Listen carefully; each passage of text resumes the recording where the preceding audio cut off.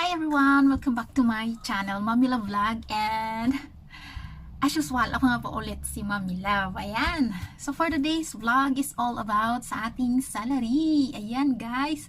Nakakaranas din ba kayo ng mga araw na delay ang inyong sahod dahil nakalimutan ng amo? Naku. So guys, madalas honestly, ako madalas. Kasi nga, syempre, yung mga amo natin minsan busy, makalimutan nila, and then, nakakahiya sa part natin, guys, na magpa-remind, no? So, kung maranasan nyo na, or naranasan nyo na yan is, parang talagang nakakahiya ka na ikaw ang lumapit at magpa-remind sa sahod mo. So, di ba? Relate ba kayo dyan? So, meron din ako makakilala na ganun din. And, sa mga, na-share nila sa akin is, parang nakakatahiya talaga, and then nagsasahod din sila, nagpapa-remind sa mga amo nila na sila yung nagpapa-remind sa tuwing sahuran. So actually guys, talagang oo nga naman, syempre ikaw yung katulong, and then parang yung feelings na talagang ikaw yung mismong lalapit, and then ikaw yung magre-remind is nakakahiya talaga. Kasi nga para bang feeling natin is, ano tawag doon, dinedemand natin yung amo natin na magbayad sa atin, where in fact, may mga pangangailangan din tayo na kailangan nilang alalahanin. Syempre, kagaya nila, may mga gastusin din silang kailangan bayaran, kagaya ng pagpapasahod, kagaya ng bayad sa bahay nila, sa kailangan nilang bills, mga kuryente, tubig, and kung ano-anong babayaran dyan. So, katulad din natin sila na may mga pangangailangan din. Kaya, minsan guys, kung naranasan nyo is, kasi ako lagi kong nararanasan, nakakalimutan talaga ng madam ko yung sahod ko, pero naiintindihan ko naman kasi busy nga sila. So, sa totoo lang is obligasyon ng employer na tayo ay maalala nila kapag sahuran natin, dahil may mga pangangailangan din tayo. So guys, comment kayo sa aking comment section kung ano yung mga karanasan ninyo about sa inyong delay na sahod. So, karamihan guys sa akin usually is 2 days ganun delay. Matagal na yung 3 days. And yes, nade-delay minsan kapag yung talagang busy yung madam ko is hindi niya maalala. And nahiya ako. Minsan dinadaan ko sa edit, and then para isend ko sa kanya yung picture na it's salary day, it's payday. Pero this time is last few months, kasi nga inabot na ako ng hiya na magpaalala, is hindi na ako nagpapaalala, and then naantay ko na lang na isend niya sa akin yung sahod ko sa aking bank account. So guys, meron tayong policy about sa pagpapasahod ng ating mga amo, na kapag ito ay masyadong delayed ng more than 7 days is may karapatan po kayong magreklamo, kasi nga po nasa kontrata natin at nasa law na after 7 days kailangan makapagsahod na kayo. May kaukulan pong penalty at consequences ang isang amo na nagpapasahod lagi ng delay. So pwede nyo i-complain, and syempre meron po siyang kaukulang multa. So magkano yon? Maaari po siyang magmulta kapag hindi po kayo pinasahod ng more than 7 days, or yes, more than 7 days, ng $350,000. So, malaki ang kanilang multa. So, yung kakilala ko is, meron daw 1 week talaga. Makakalimutan niya. And then, pagka is, siya rin yung nag-aabono ng pamalengke. And then, minsan daw naiinis siya dahil magpapabili yung amo niya is hindi na naiisip na wala na palang natitira sa budget ng pamalengke, is nagagastos na niya yung sahod niya at pera niya, sarili niyang pera is wala nang natira. So masyadong iba, yung iba kasi employer is masyado silang abusado, kasi nga syempre hindi na nila chine-check kung may mga natira pang budget, ganyan, sa kanilang market money. And then yung iba naman is umaasa na lang na inaasahan na lang nila na kung ano meron pa, hindi kaya nila naisip guys na may mga pangangailangan din tayo. So yun guys, so sa mga baguhan, kailangan nyo malaman na kapag hindi pa kayo nakapagsahod ng more than 7 days is maaari pong multa yung amo ninyo. Maaari po ninyong i-complain kung palagi pong ganyan.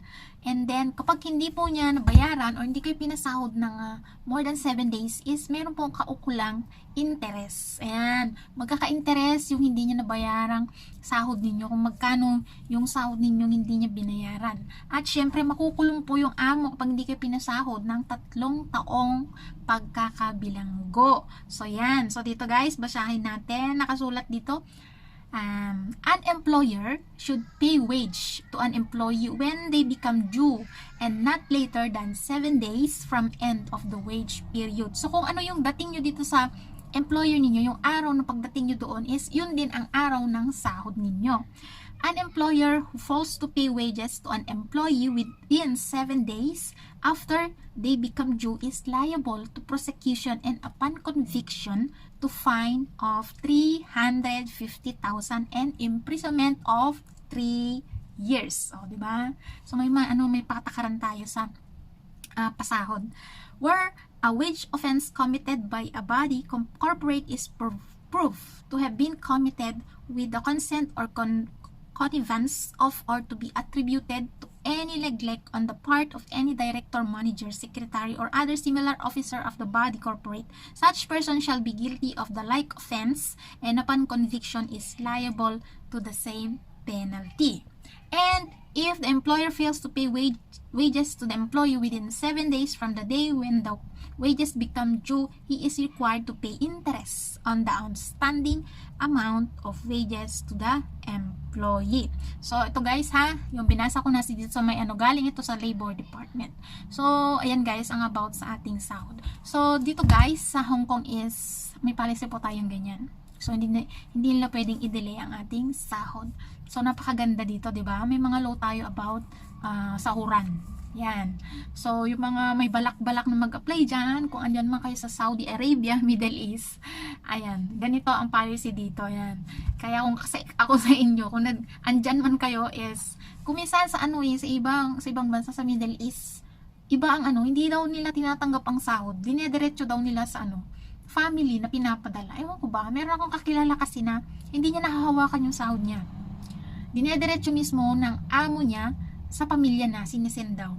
So, hindi ko ba alam kung paano sa Middle East. So, ang hirap naman guys na hindi mo man lang mahawakan yung sarili mong pera.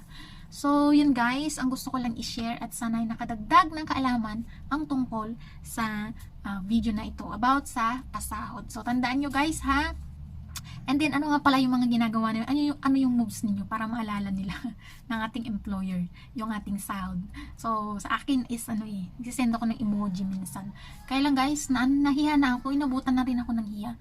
So, hindi ko na pinapa-remind. So, minsan nga, sa Pilipinas, kapag pag malapit ng sahuran ko, and ubus na nila yung kanilang allowance, is, na-stress ako kasi hindi pa ako nakakasahod.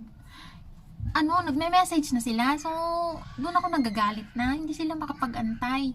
Syempre, ako rin nag-aantay din ako ng sahod sa aking amo. So, nakaka-stress minsan guys. Minsan yung delay ng sahod natin is nakaka-apekto sa ating pamilya. Kasi nga, inaano na tayo ng ating mga pamilya sa Pinas na kailangan nilang pera, wala pa tayong sahod, di ba? Nakakadagdag din ng ng problema minsan yung pagkadili ng ating sahod. Lalo na kapag nagpapagatas ka, may mga anak ka sa Pinas, hindi pwede na madelay ang sahod. So, yun lang, and intindihan ko naman sa amo ko minsan ganun, dahil nga busy sila. So, yan lang, gusto kong i-share, and ayan. Ingat po tayong lahat. And then October 23 is ating statutory holiday. Iyon po yung Chongyong Festival. And sa mga gusto pong mag-hiking pala is pumunta ako sa sa ano ba yun? Yung pinakamataas na bundok dito sa Hong Kong. So pupuntahan ko po iyon dahil yun po yung pinakamagandang event na pwede mong gawin sa festival na iyon, na araw na iyon. So yun daw yung isang maswerte. Maswerte sa kanila ang umakyat sa mga bundok dahil panahon po ito ng mga senior citizen na kung saan kailangan nilang igunita yung mga namatay na ancestors nila na ayun, sa pamilya nila, and yung mga ninunura rin. Kasi yung legend ng ating ang festival na yan is nag-alay ng isang chrysanthemum wine sa bundok, yung inutusan ng isang propeta. Kaya po, mula noon is pumupunta yung mga Chinese na mag-hiking tuwing Chungyung Festival or tinatawag nating Double Ninth Festival. Ayan, so napakwento na ako. Okay guys, ayan, so bye-bye na ako. And ayan, huwag kalimutang mag-comment kung may tanong po kayo. And then, give me a thumbs up. Subscribe to my channel na rin. And bye-bye. See you next videos again.